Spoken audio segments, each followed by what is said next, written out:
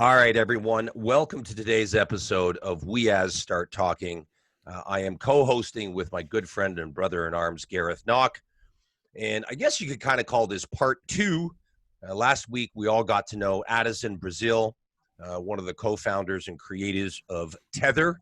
And today, Addison is joining us again, but we are also welcomed by one of his dearest friends, also a co-founder of Tethr, Matt Zerker. Matt, how you doing today, brother?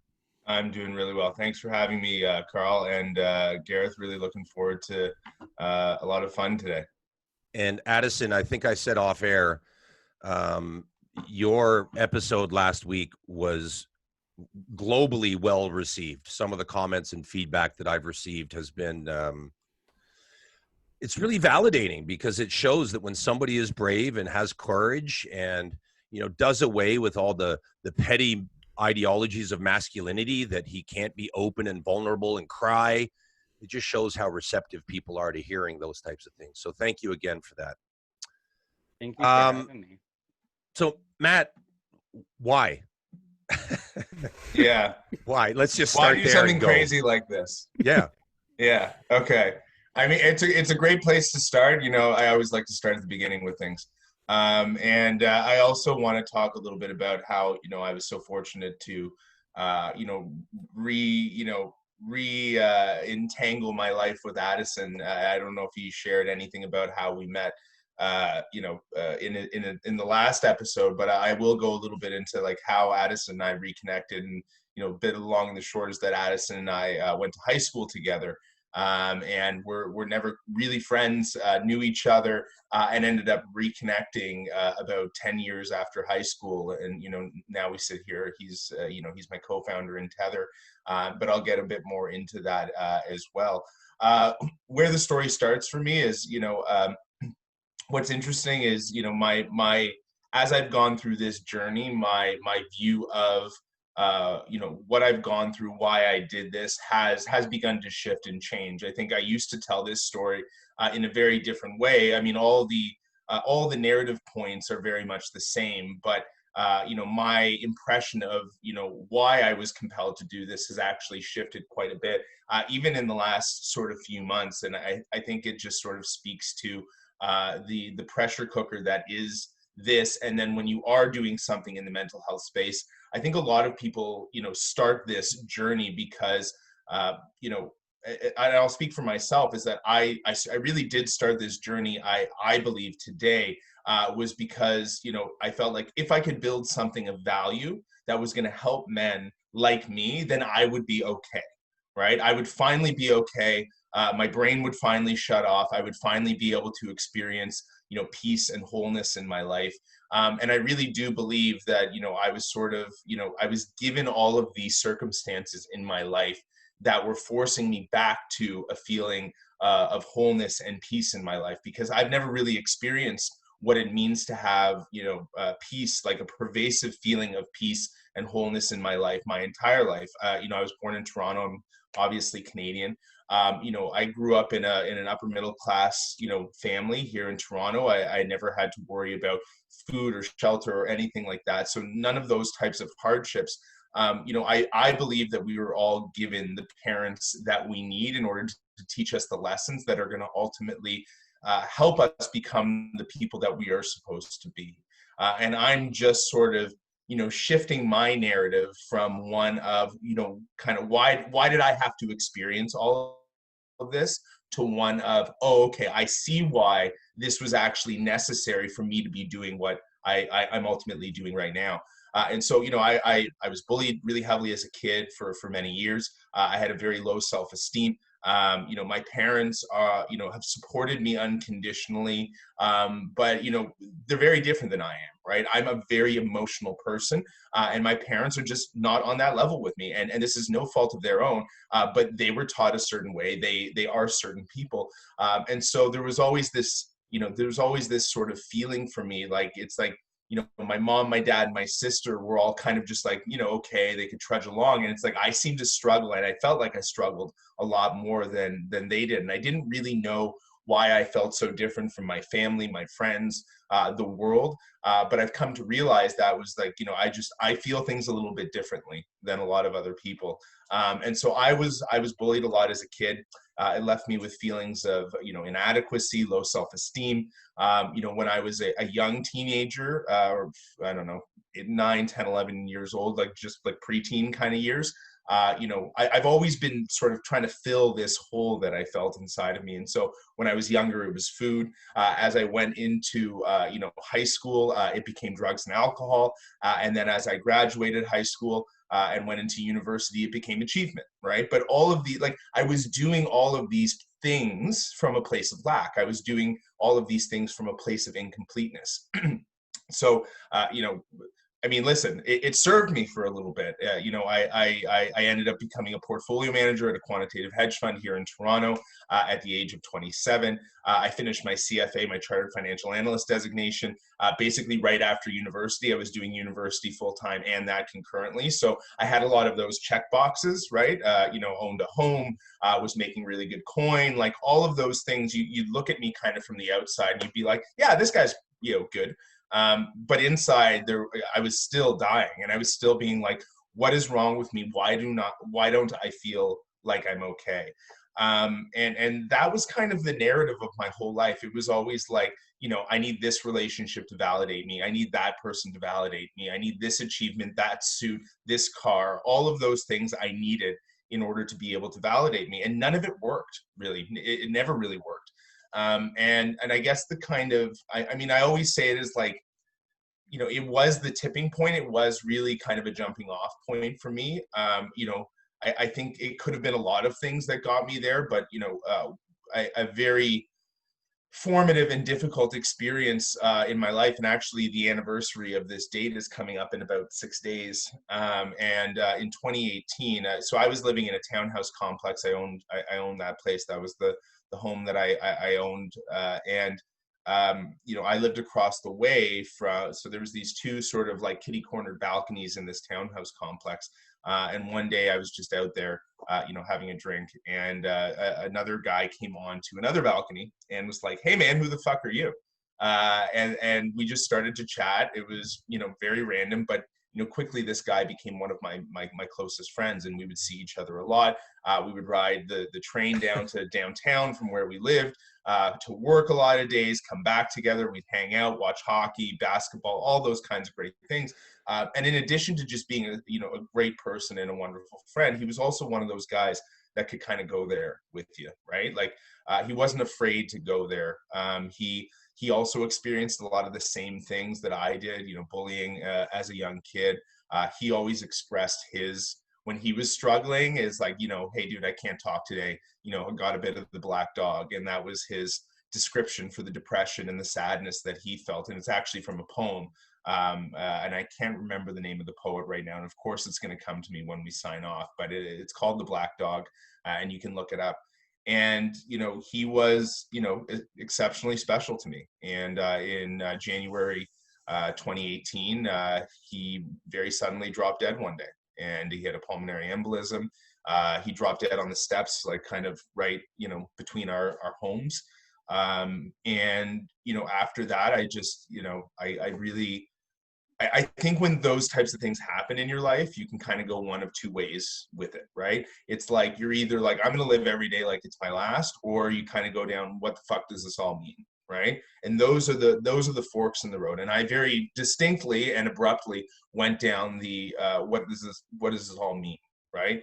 And you go, and that's a hole and a spiral that you can spend forever in. And it gets really dark.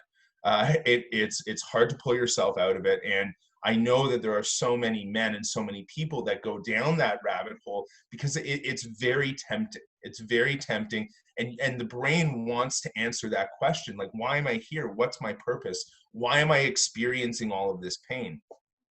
So I ended up, you know, I mean, I was, you know, in bed and couldn't get out of bed, and just like, you know, I felt like a lump.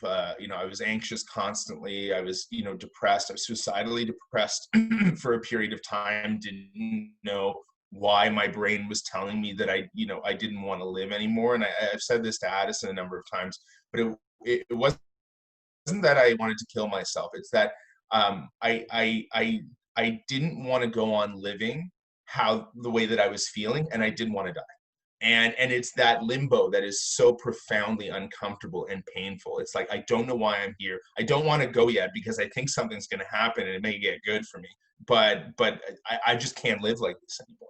So I went on mental health leave from work. I was trying therapy, I was trying medication, I was trying all of these different things, experimental treatments, you kind of name it, I've done it. And nothing was really working. And then I was very fortunate. I had a friend who texted me one day. He's like, again, a guy who kind of knew me a little bit, and he was training to be a therapist at the time, so we kind of had that context. And he said, I'm going to join this men's group. Do you want to come with me? I think it'd be great for you. And I was like, okay, well, fuck it. I've tried everything else. I'll try men's group, right?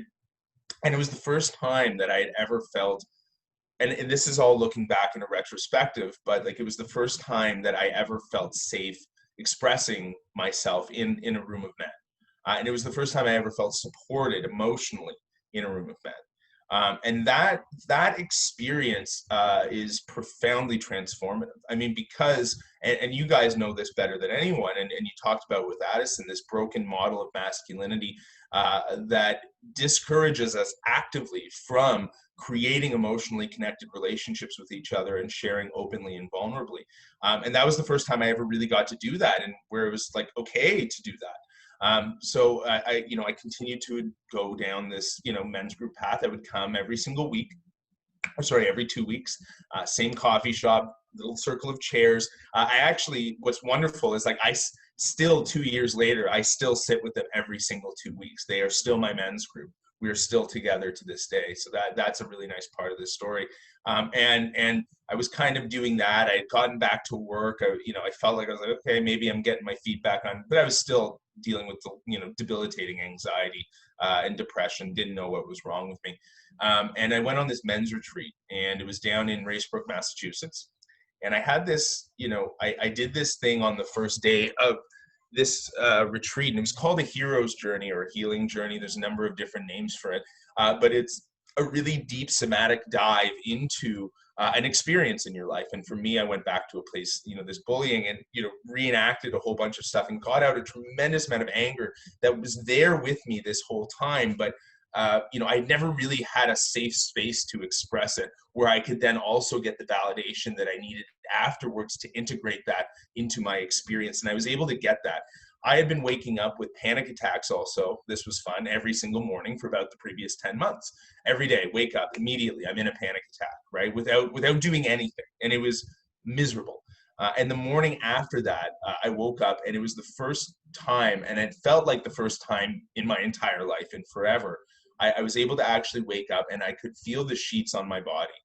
And I was like, And then I would look, and there was like sun streaming in through the window, and I was like, huh. But I was noticing all of these things, and it didn't feel like the weight of the world was, on my shoulders anymore.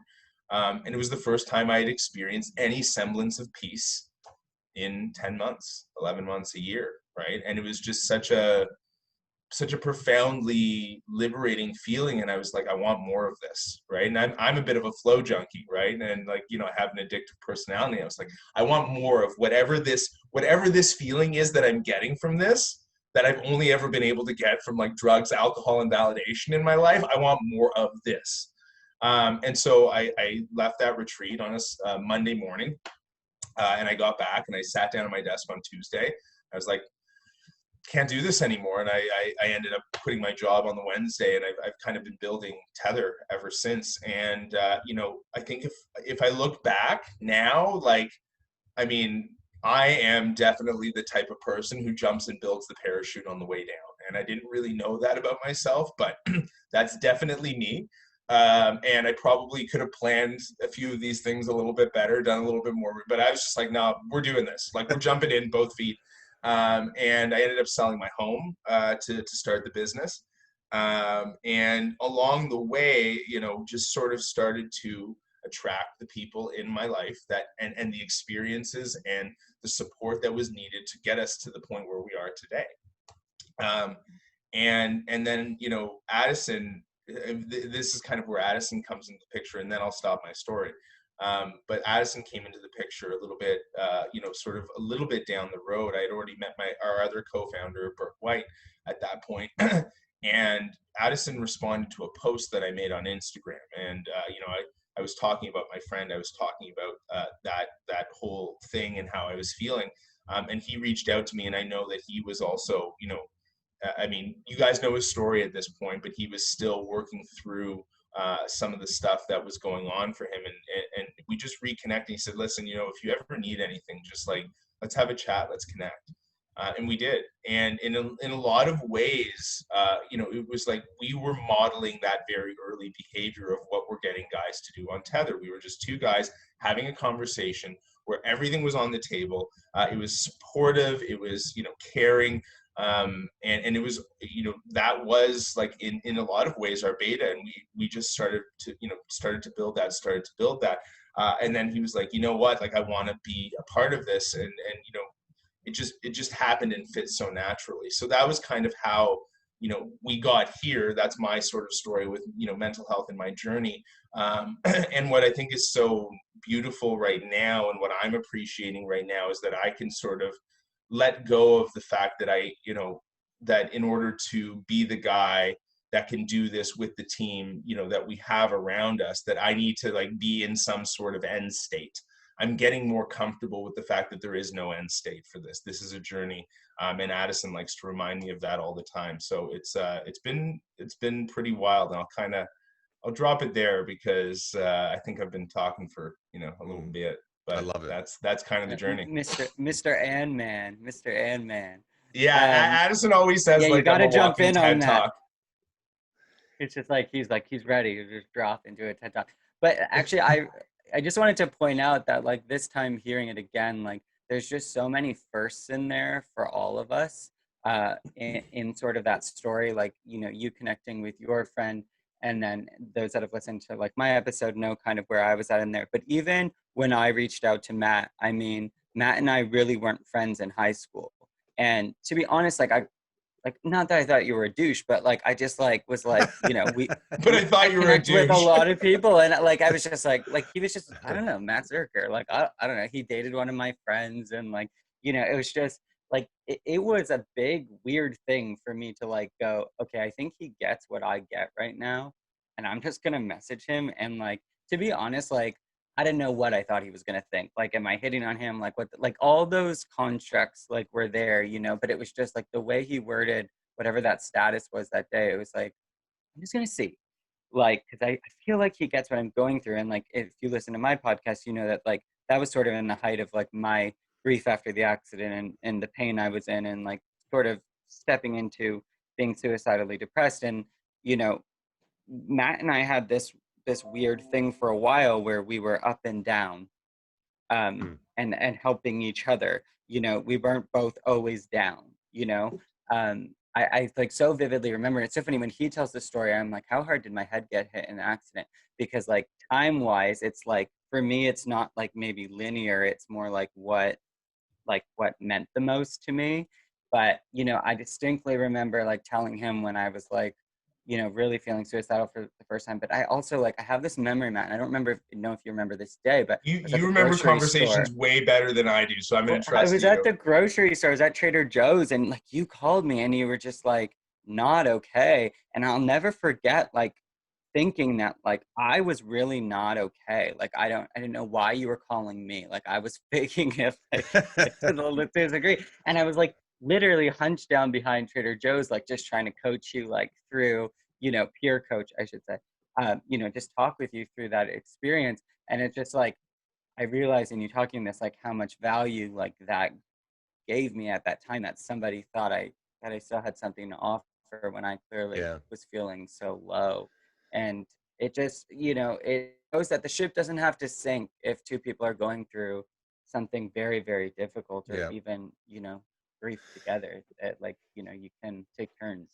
And it also, I think what really comes up for me, and we've experienced this a lot over the past 2 years in chatting with people that have, brutally stigmatized therapy or counseling or coaching, and they view that as the extreme version of a solution. But the reality is, in your Trader Joe story, Addison, the reality is even the minimum version of connecting with each other can help and can be supportive and can be enough to stop somebody from making a permanent decision to a temporary problem. It can stop somebody from continuing down that sort of vortex. So to all the guys out there listening, like, that's a perfect example. Matt called Addison, hunched over in a Trader Joe's. Neither were in a great place, but that's now part of the fabric of their friendship, and perhaps the genesis of Tethr is that sometimes the minimum is good. So we don't need to make things too fucking scary and magnanimous. We can just be whatever we're capable of being at that time. Yeah, and I think if you're wondering if there's a chance that another man has a full spectrum of emotions, I'm gonna go ahead and say it's a good bet. Like, reach out, because like, it's so weird, but that was the logic. Like, well, maybe that's too deep for Matt, or maybe that's, when I was first like reaching out, but it's like, just take the risk, because I'm Yeah. pretty sure it pays off. I mean, everybody's felt that way, and maybe, it'll be a slower dive in to talking about what's really going on, but like, chances are they're in need of support, both Yeah. statistically and just realistically.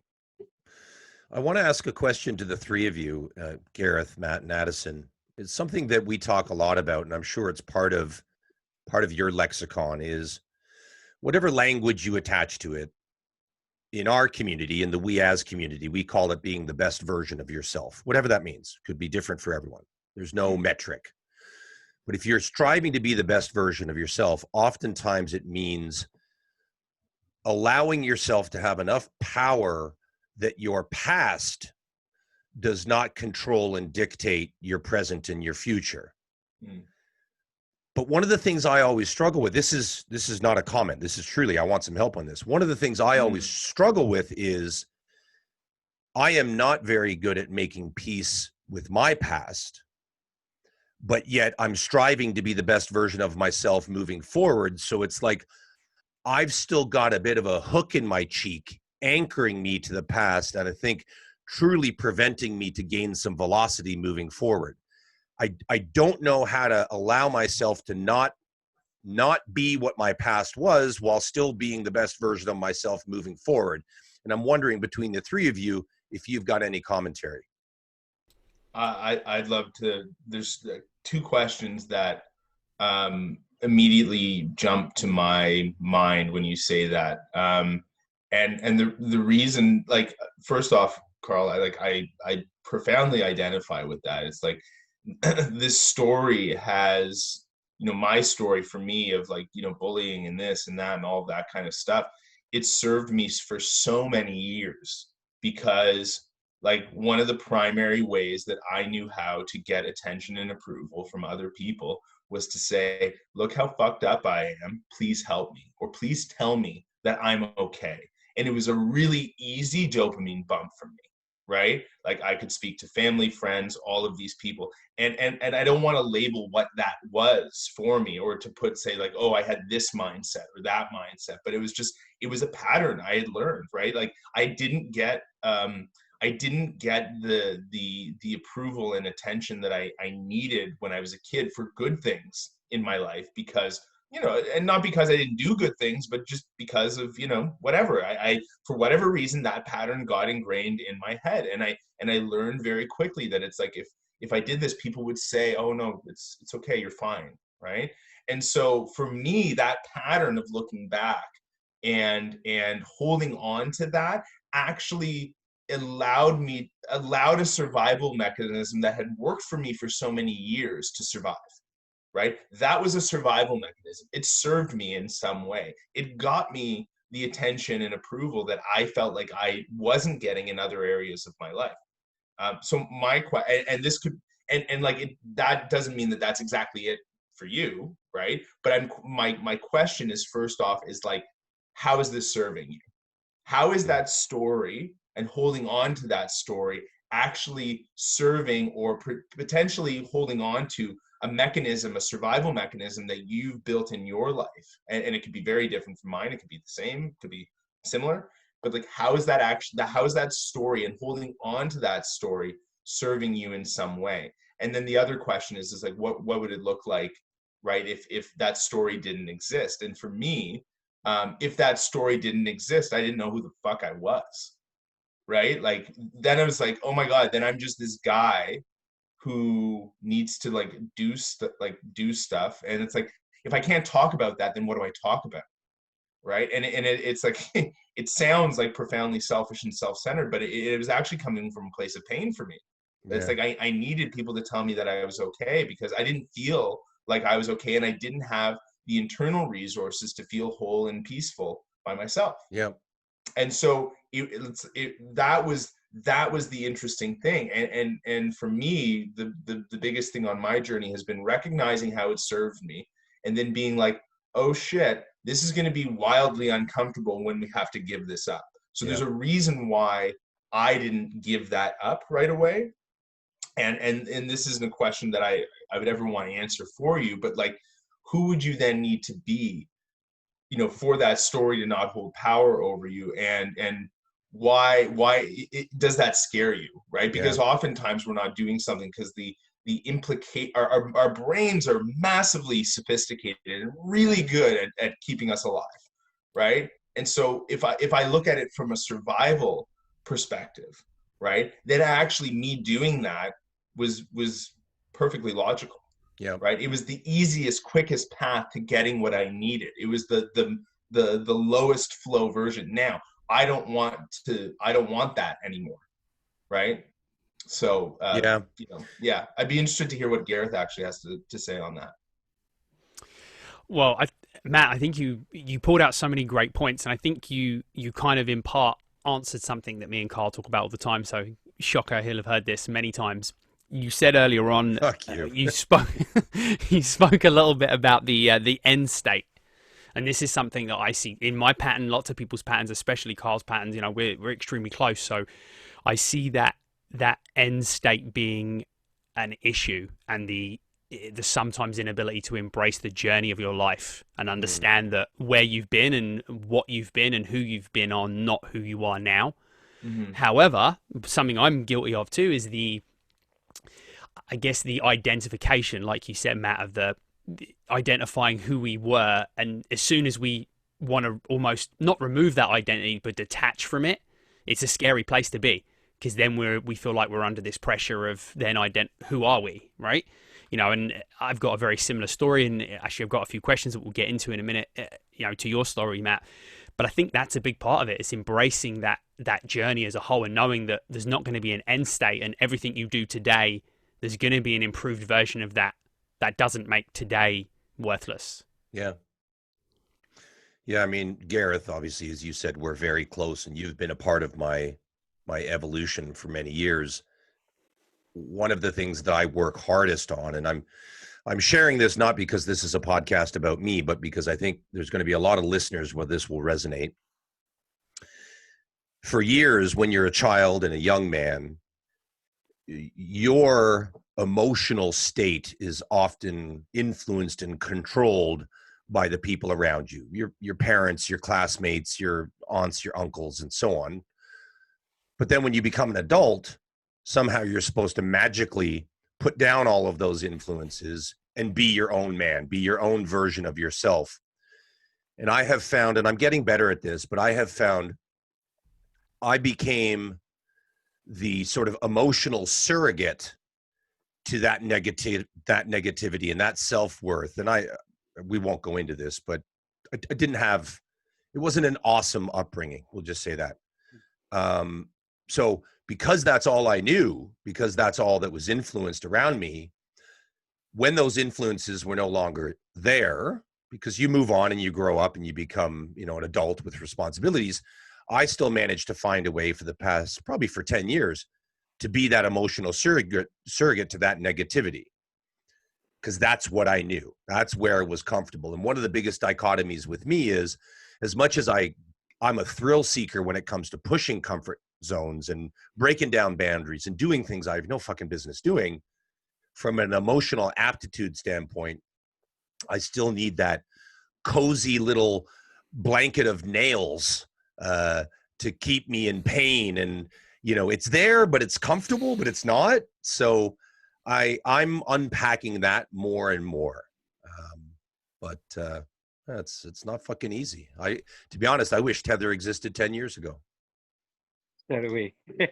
Yeah, I really, I resonate. I just quickly before we move on from it, I really resonate with that. It, you know, it sounds to me, and this is not to like coach or therapize or anything like that, but it sounds like that negativity has actually spurred you to do a lot of really fucking awesome things in your life, right? So it's been a motivator. It's actually gotten you places. So in a lot of ways, it has your highest good in mind when it's pushing you to do those things. You're right, Matt. And healthy spite, and I want to be clear, healthy spite can be a good thing. And even if you have some healthy spite towards a version of yourself, it can be a good thing. And it can, as you said, Matt, it can be an accelerant that fuels you to change. And last thing I'll say is, you know, we talked about with Addison and with Matt why Tethr started and sort of what the genesis is. And I know that when I started We As, it was macro. It was, let's change the fucking world, man. 2 years later, I just want to change me. It's now way more micro. And I've matured to realize, well, if you're going to change the world, which we can all do, you got to start with you. You got to change one before you can change them all. I want to jump in because you triggered something in me when you were talking, Carl. And I say this to friends all the time. And like, if I were going to write a book, I was going to name it Santa Claus Isn't Real, Kids, and That's Not All. Because they have this moment, this sort of stand-up comedy moment in my life where I'm like, hey, Mom, can you come over here for a sec? Just want to check in with you. So you thought it was necessary to sit me down about the Easter Bunny, about the Tooth Fairy, about Santa. Like, you know, like these were sit-down moments. Do you think you might have wanted to tell me what it's like to have the male experience or like any of the stuff surrounding Me Too or, you know, any of this stuff? Yep. Like we have these formative moments where we learn the most magical sort of concepts, but there's a lot of like middle magic that's never like formally sat down and talked about. And I think that's so important. And then just really quickly, like I operate the same way as Matt with, you know, the question you had posed, and does it serve me? Yes or no? That's something I constantly learn to ask myself as well. And then the next one, and this comes from Peter Crone, nothing of mine is original, you know, just from like forever a student, but he asked the question, how can I be in this? Like, if I can't change this, how can I be in this? So it's like, okay, does it serve me to go into the past? No, that's causing me depression. Does it serve me to go into the future? No, that's causing me anxiety. Okay, the present, but the present's uncomfortable and I hate it. So it serves me the most to somehow be in this, but then how can I be in this? So what has to happen or what needs to happen right now where I get through this, where I can be part of this uncomfortable moment? And whether that's calling in the team or, you know, doing whatever you need to do, deep breathing or whatever it is, you know, whatever responsibility you take to change your state, to get through this, to stay in the present moment. I think that's like, especially like coming from PTSD and the flashbacks with the suicide and accident and everything. It's like if you really filter it down to how can I be in this moment? How can I? Because I can list forever how I can't based on these facts. But if you really just focus on how you can, you know, you already are, like, just by trying to figure it out. So Well that's said. something that's really just been helpful to me in that sort of wavelength. And so. Thank you both for ensuring the next 2 weeks are sleepless. Because I don't have never said it enough. was going to be comfortable. I never said you were going to enjoy this. More marijuana, please. And there's the answer to how can I be in this? Yeah, Hey, that's the answer. I'm never more in the moment than if I've had a couple of toots, and the moments last forever. It's fantastic. As long as they're good moments. I've also had a bad moment that was awful and it didn't end. So Nothing like brushing your teeth for what seems like 3 hours in the mirror. Oh, Just- yeah. And yes, we were together when that happened.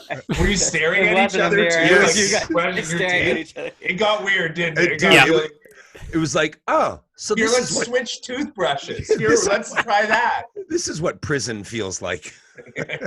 We made eye contact and then it got weird. Yeah. And then it got real weird.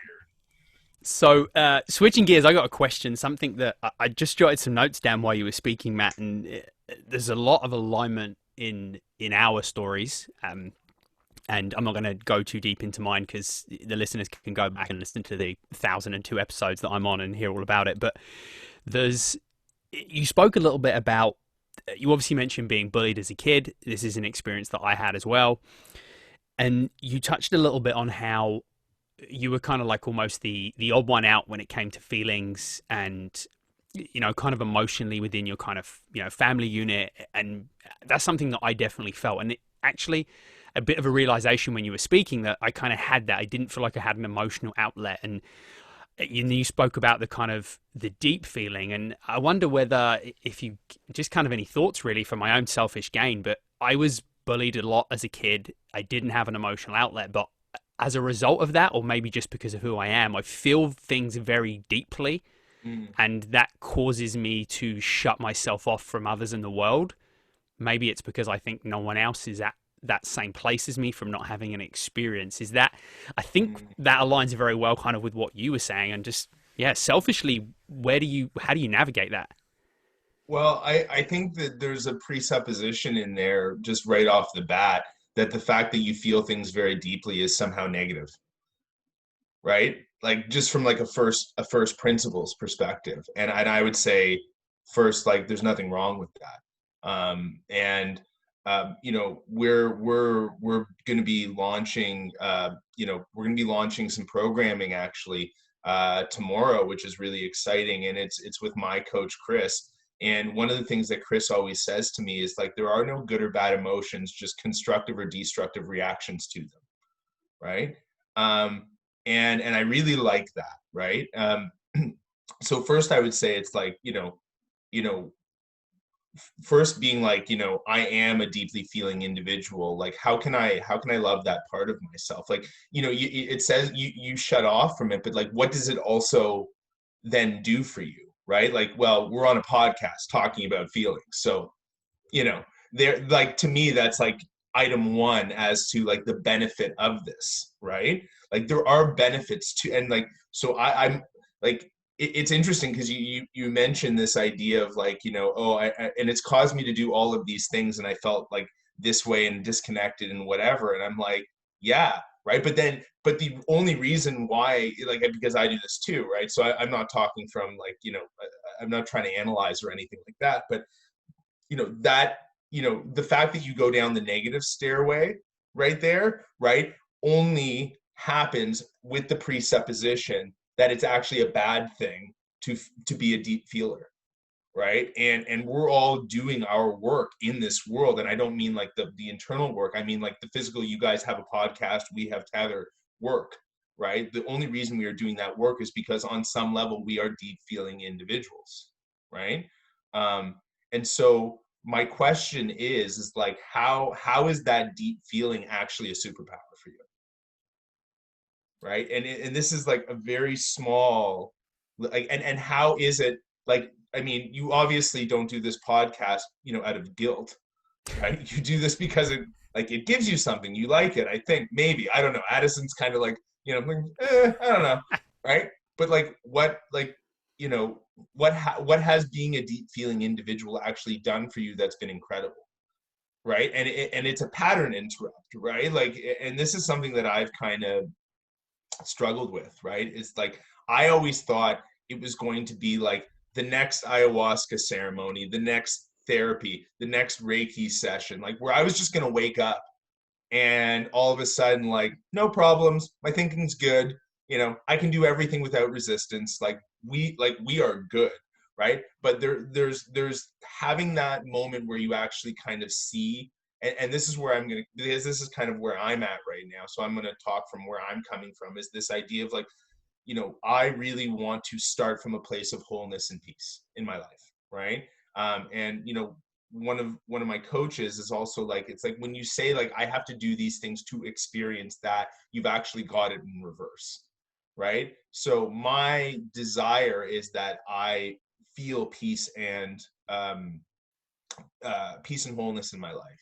And so if I then, pattern interrupt in those moments where I'm going, down that sort of rabbit hole, or if I start my day in a way that brings wholeness and peace into my life, then suddenly the pyramid, flips on its head a little bit, right? And then I can actually say, and I can actually, investigate, like, okay, how is this seemingly negative thing actually pushing me towards feeling more wholeness and peace in my life?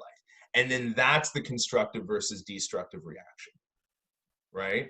Yeah. So it's yeah, I would say like first principles, and then also like I mean, we're all here because being a deep feeling man is not it's not a bad thing. It's it's actually ideal.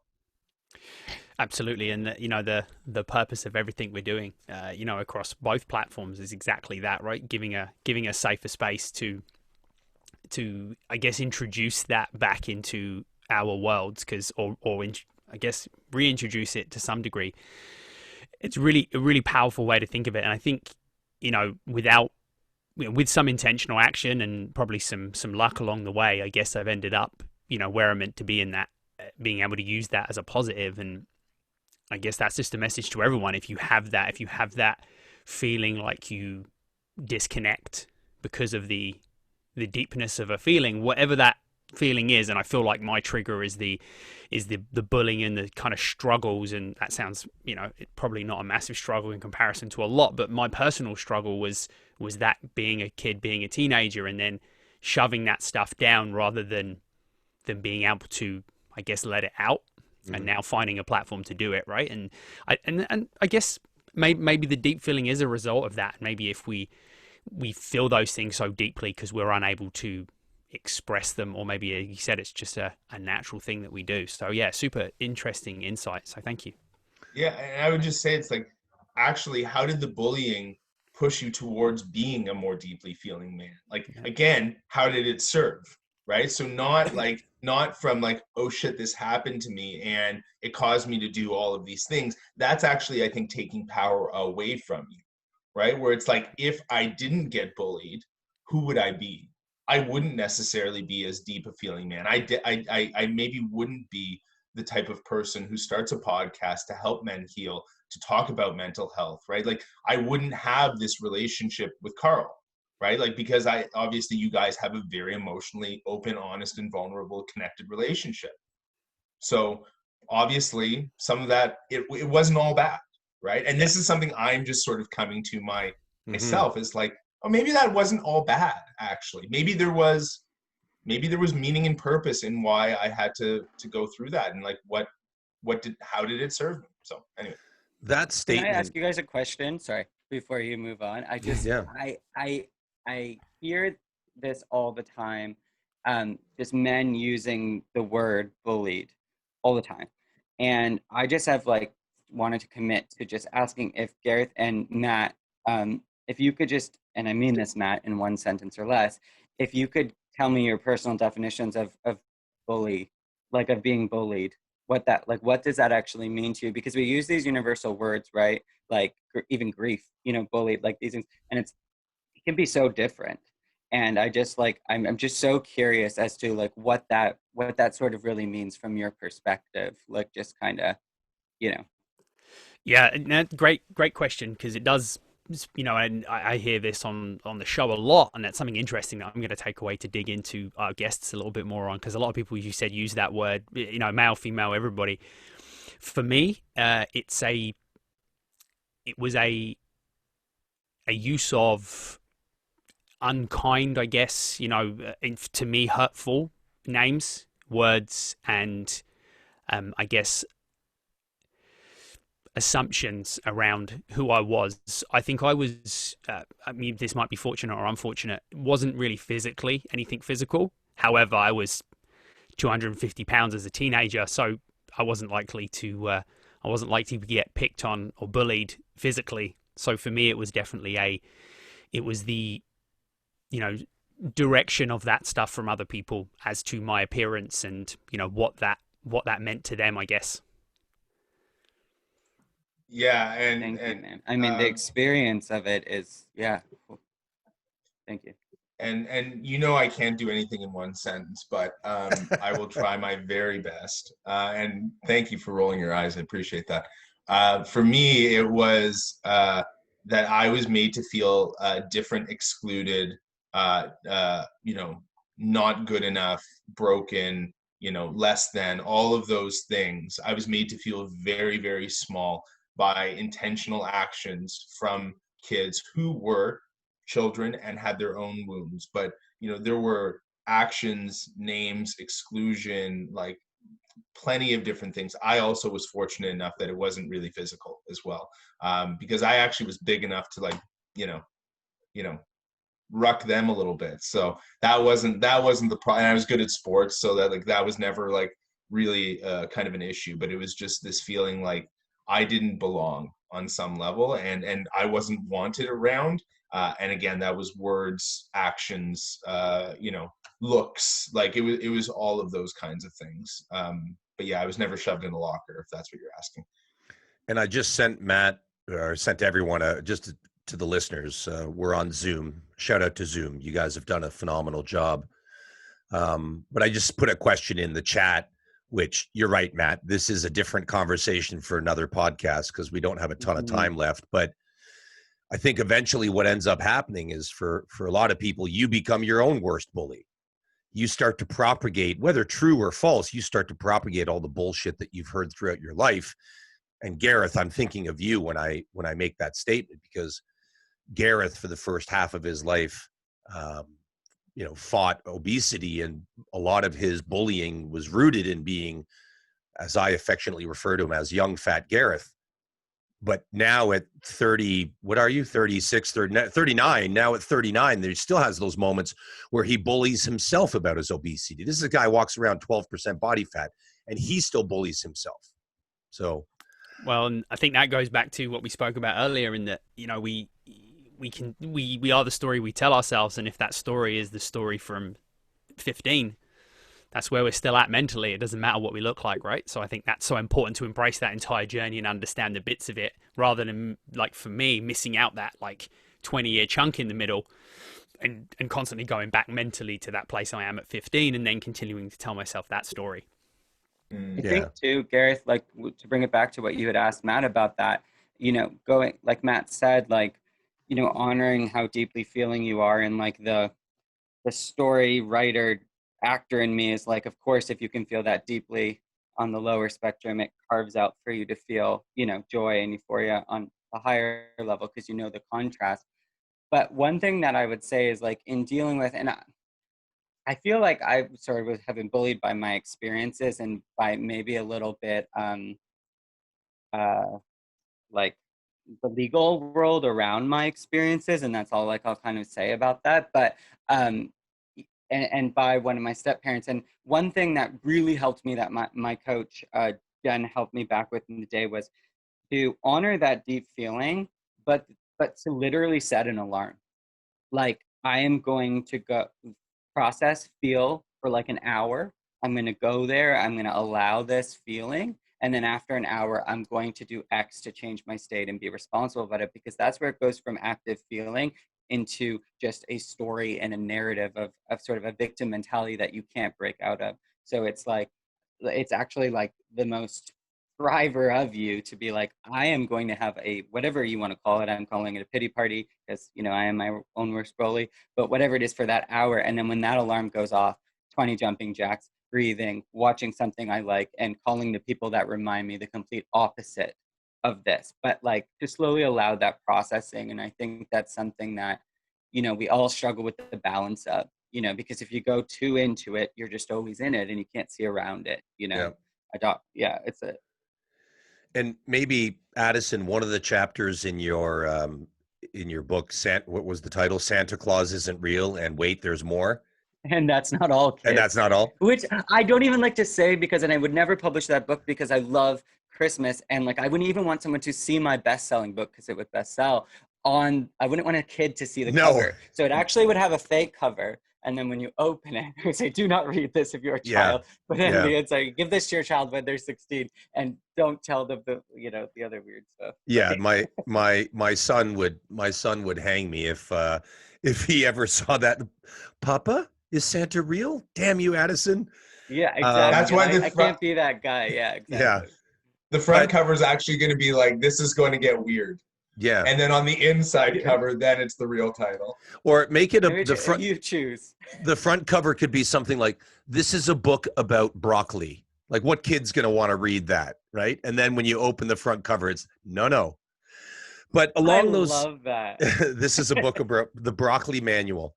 Yeah. Vegetables are good for you. No kid will ruin it. No, but it sparked something. Is it made me think that, and Gareth, we've talked a lot about this, and I'm sure you guys, and I've been a part of one of your Tethr events, and it was incredible. But let's be honest here. Good mental health and striving for good mental health, it's fucking hard. And I know the four of us make it look easy. We don't, but it's fucking hard, and it's a lot of work. And maybe a parallel that a lot of guys will understand is, I'm a gym rat. I used to go to the gym 6 or 7 days a week, but with all of these lockdowns and closures, my physical health has suffered over the past year. So I've seen my body transform because of some lack of ability to do the work that I normally do. And mental health is the same. It doesn't stop. Like, it's constant. And that's what I love. Like, you guys have created Tethr, and you've created basically an inexhaustible resource, because there will always be a need. The conversation always needs to continue. Questions will always come up, and we will always need peer support. So I want to compliment you both, and I haven't met your other two partners yet, but compliment to them as well, because it never ends, boys. Yeah, the daily relationship, 100%. We say that all the time. It's not something to fix. It's something to honor. That's like what I always say. And I know I said it in my podcast, but it's just about honoring the daily relationship that you will have daily as long as you're living, to honor. And I think that's 100%. And to our point, and to all of our points, whether it's through listening and engaging through the podcast or on Tethr, with other men in a peer support way, there's no reason to do it alone. There's just not, So what, we've talked about the past, and over the past 2 weeks, we've gotten to know Addison, and today we're getting to know Matt. So we understand the genesis. We know the present to some degree, and you guys, as I said last week, you can find Tethr on Instagram, and download the app. I encourage you. And I need to ask Addison, I know when we chatted last week, Android was coming like the next day or the day after. Are we Android yet? Still iOS? And now Matt Zerker with a very special announcement. Oh, yes, drum roll, please. We are live with Android. We're still working out a few small little things on the Android version, but again, progress, not perfection. You can download on Android. We're fully accessible on all platforms, which is really exciting. And so for all your listeners, if you have Android, we no longer discriminate against Android users. And I know there was a lot of unhappy Android. Yeah, I got some emails where I was like, I'm glad you liked this so much, but like that's aggressive, and I wasn't trying to exclude. You know what I mean? Yeah. But yes, we are good to go. So what are some key? And I know I want to try and respect some timing here. So, what are some key milestones that we might be able to look forward to in the future? Bearing in mind, of course, we don't want to breach any confidentiality, but what are some things that you guys are excited about that we, as part of the Tethr community and listeners around the world, whether you are part of Tethr or after listening to this episode are going to become part of Tethr, what are some things that we can all get excited about? So I'll jump in there. I mean, we are, we've got a couple of really exciting announcements. We're going to be joining a community that we're going to hold off on talking about right now until the actual formal announcement is made. That's going to really help us accelerate to the next level, and that's a very exciting time for us.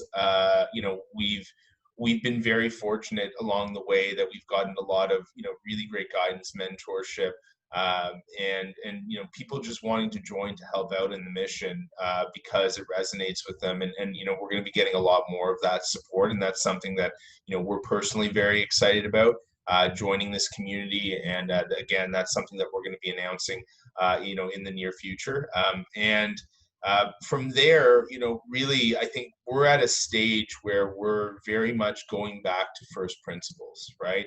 And what we really want to understand is, how do men want to interact with a platform like this? I think it's a really important question, right? What are we doing that? Because to me, it feels like it's working. Like I know, like, we're seeing men, they're sharing openly, they're building these new connected relationships with each other.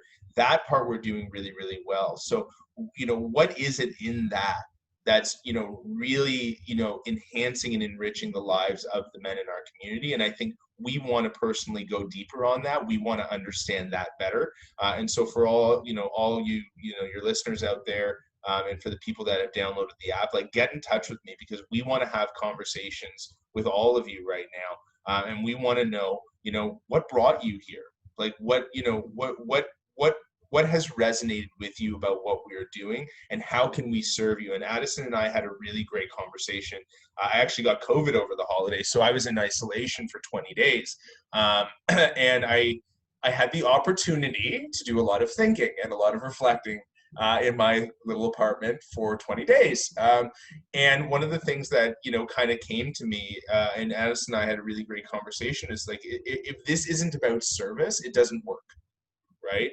This needs to come from a serve first place. And this was always about helping men, right? But like, really getting very clear on how it is that we serve. How do we show up? And I mean, this is what Addison's responsible for, and I'll give him some, I want to throw it to him a little bit, but it's like, how can we show up in a way that is like purely coming from a place of service? And this is where we need the men in our community as much as they need Tethr. It's like, without you guys, we don't exist, right? And so what is it that we are doing and that you want to see more of? And I think that's a discovery process we're really excited about right now, is to get really, really super clear on how it is that we're serving our community, and then how can we do that better?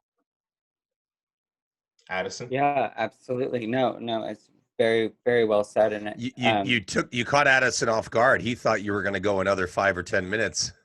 I usually at do. least That's the problem. a few more ands in there. I could see Addison run from across the room. Oh shit! I was like, wait, I was making toast. You know what? It's gonna look like I'm leaving this Zoom chat, but I'm not.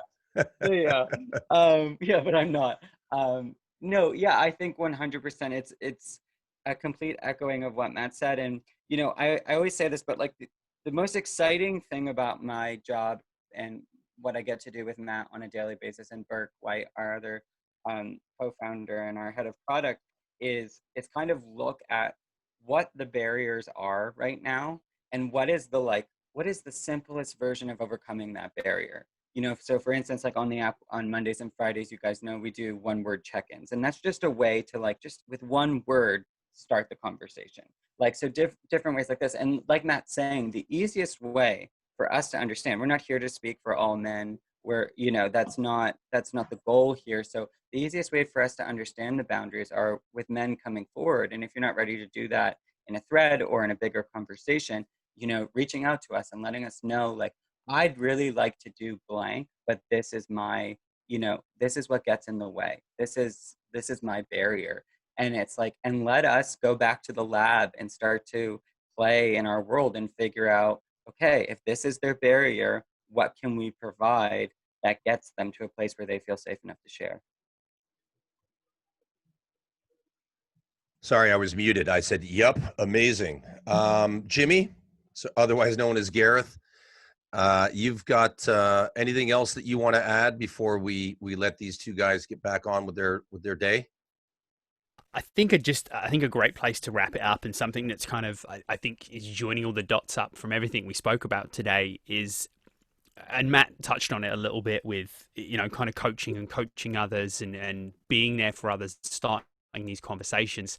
This is all something we all struggle with, and many people that listen to the show, and pretty much anyone out there, I imagine, that gets the imposter syndrome, and that who am I to listen to someone else's conversation and offer advice, just like the four of us have done over the last hour. And I think we all get stuck in that. And having a career personally of last 20 years coaching other people, I've spent 90% of that with imposter syndrome. Like, who am I to give advice and sit and listen to other people's problems as it relates to health and fitness, but it goes beyond that often. And I just think we all shut down from those experiences if we're not all stepping up and standing there and being present and being the platform, the listener, the pair of ears, whatever it is, for other people, and offering our insights and thoughts, whether it be perfect or not.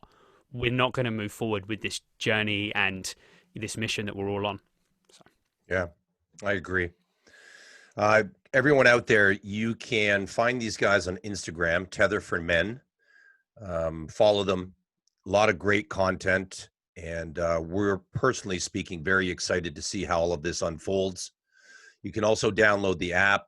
Just search Tethr in iOS or Android.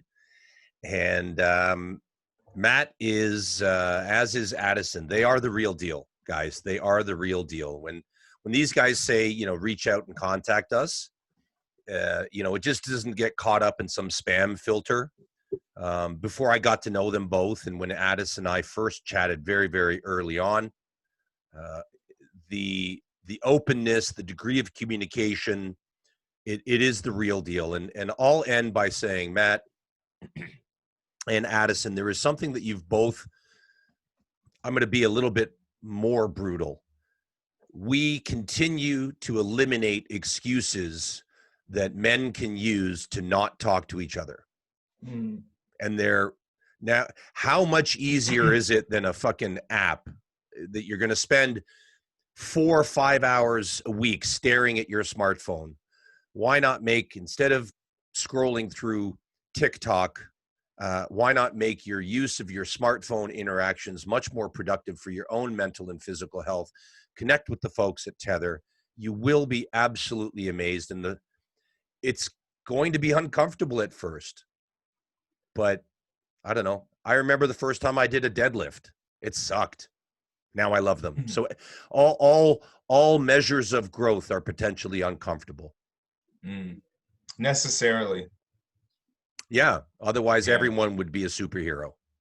Yeah, and I think that it's what I feel it's a bit tongue in cheek, but it's like, what doesn't challenge you doesn't change you, right? Yeah.